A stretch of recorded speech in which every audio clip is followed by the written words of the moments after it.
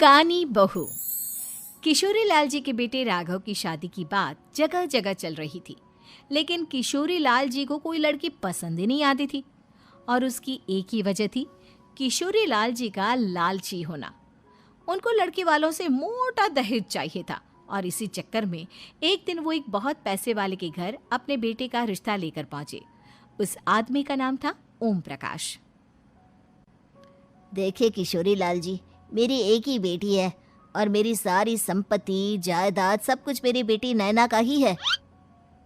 पापा, नाम से लगता है बहुत खूबसूरत होगी। कितना अच्छा नाम है ना, नैना। ओ, वैसे बात तो सही है आपकी। अब इतना पैसा है, जमीन जायदाद है, इकलौती बेटी, आप भी क्या करेंगे? सब कुछ उसे ही देंगे ना। बिल्कुल ठीक पहचाना आपने। बस बेटी की शादी और सारी जायदाद उसके नाम। पापा, बिना देखे हाँ कर दीजिए ना। इतना अच्छा रिश्ता फिर कहाँ मिलेगा? माला माल हो जाएंगे हम। मैं अपनी बेटी को बुलाता हूँ। अरे नहीं नहीं नहीं नहीं, आपकी बेटी का नाम नैना है, सुनकर ही लगता है बहुत सुंदर होगी।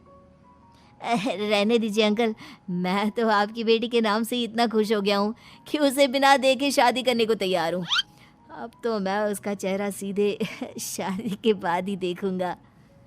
और इस तरह राघव नैना का चेहरा नहीं देखता और उससे शादी कर लेता है।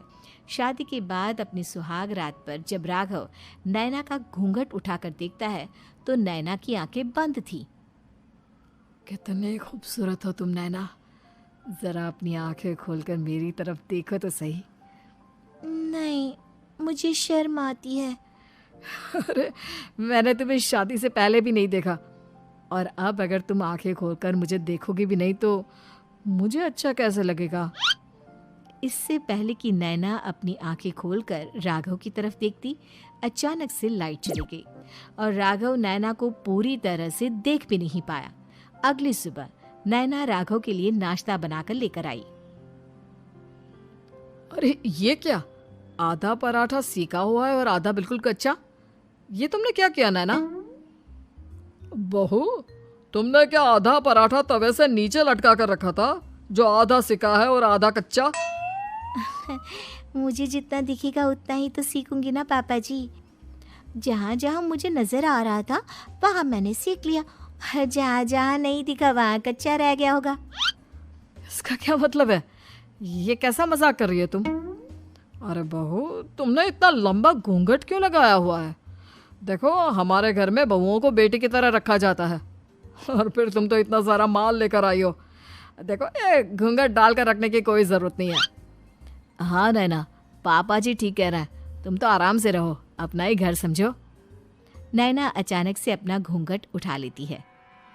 अरे ये क्या पापा, नैना की तो एक आंख फूटी हुई है।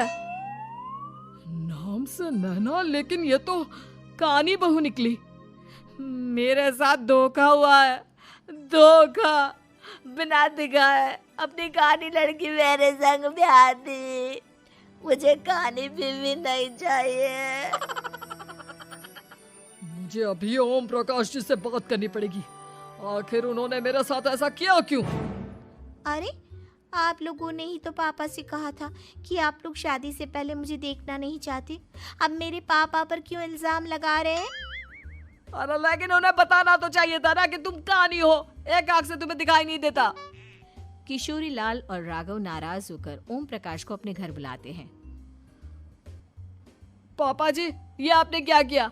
शादी से पहले बताया क्यों नहीं कि नैना की आंखों में परेशानी है? अरे, आप ही ने तो लड़की देखने से मना कर दिया था। और लेकिन आप बता तो सकते थे। आपको तो हमारी बेटी की प्रॉपर्टी चाहिए थी, वो भी पूरी की पूरी। अब क्या हुआ अगर उसे आधा दिखाई देता है? प्रॉपर्टी तो आपको पूरी मिल गई ना। और ये क्या बात हुई? मेरी शादी प्रॉपर्टी से नहीं, आपकी बेटी से हुई है। अब ये तो पहले सोचना चाहिए था, तब तो मेरी प्रॉपर्टी देखकर तुम्हारी जुबान लप लपा रही थी। लेकिन मैं कानी लड़की को अपनी बीवी बनाकर नहीं रख सकता। पापा, कुछ करिए ना आप। हाँ, करता हूँ। देखिए ओम प्रकाश जी, आप हमारे साथ ऐसा नहीं कर सकते।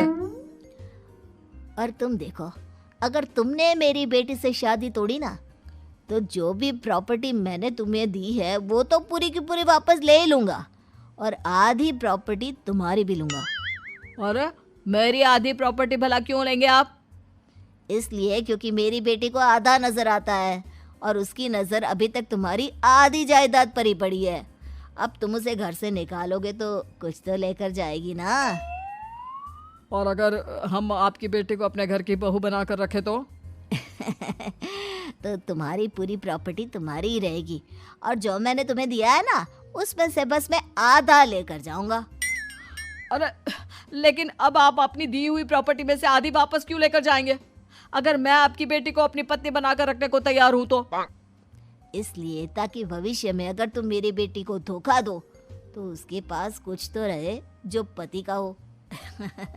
वैसे मेरे पास तो बहुत कुछ है, लेकिन अपने पति की कोई निशानी तो उसके पास होनी चाहिए ना। अब अगर तुमने मेरी बेटी को कहानी कहा तो तुम्हें प्रॉपर्टी भी कहानी ही मिलेगी, पूरी नहीं। जमाए राजा। किशोरी लाल और राघव समझ चुके थे कि वो बुरी तरह फंस चुके हैं और अब उनके पास वहां से निकलने का कोई चारा नहीं है। अब समझ में आया ना, लालच बुरी बला होती है। एक तो तुम्हें प्रॉपर्टी मिली, ऊपर से बीवी मिली, उसमें तुम्हें नखरे भी दिखाने हैं। आए बड़े, चुपचाप बैठो दोनों। कुछ दिनों के बाद नैना राघव की कार लेकर बाजार घूमने निकलती है और जब कार लेकर वापस आती है, ये क्या? एक तरफ से मेरी गाड़ी पूरी खराब हो चुकी है। लगता है तुमने मेरी गाड़ी को किसी दूसरी गाड़ी के साथ एक्सीडेंट किया है। अरे अरे कितना बड़ा नुकसान कर दिया तुमने बहू। वो क्या है ना पापा जी, मुझे एक आंख से दिखाई नहीं दे रहा था, सामने से गाड़ी आ रही थी। मुझे तो सिर्फ आधा ही दिखाई दिया और वो गाड़ी मेरी कार से रगड़ते हुए निकल गई। अब मैं क्या करूं बताओ? आप इसे ठीक कराने के पैसे कौन देगा? तुम्हारे पापा। तुमने मुझसे इस तरह से बात की? अभी रुको। नैना राघव की शिकायत ओम प्रकाश को कर देती है।